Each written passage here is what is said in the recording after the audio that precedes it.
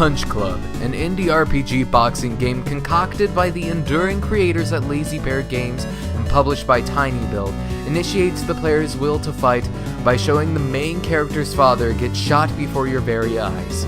Promising to train hard and reclaim his legacy, the player will regulate the main character's training while he hits the gym, buys groceries, does his day job, and even beats up mutant reptiles in the underground sewers. All of this will raise the player's boxer to the highest string of fighters, eventually becoming the best of the best. The story in Punch Club is the perfect juxtaposition of boxing movies like Rocky and martial arts movies like Ip Man. The connection to family, friends, and mentors all encourage the journey to become a better fighter and finding what really you fight for. It may sound cheesy when I describe it, but the story is endearing and easy to get behind if not taken too seriously. With its meticulously designed sprite work boasting smooth animations and detailed character models with environments, Punch Club exercises a great visual style. While the independent market of video games sometimes leans on the nostalgia of gamers, creating a pixel-based game to cut down on costs.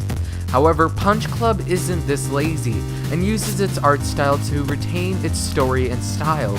It feels and oozes the time period it's trying to represent, similarly to how Hotline Miami was a fever dream of VHS and 16-bit violence in order to represent the 80s. Punch Club's approach to style is producing a feast for the eyes with its artistic creativity of the past, with the technology of the present. When I think of good training montages, I think of the perfectly behaviored music that was attributed to said scene.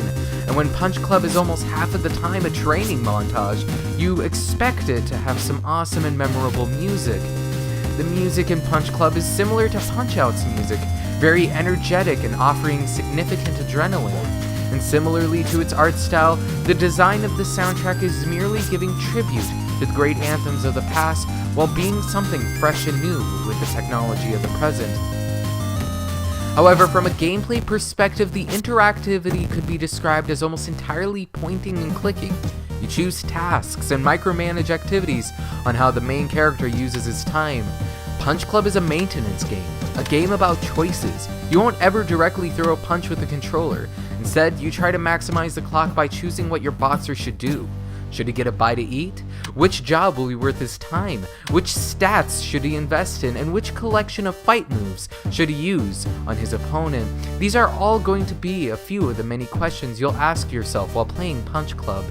Stats include stamina, strength, and agility, and they all correlate with how you will play the game, resulting in many different paths you can take and guaranteeing an abundance of replayability.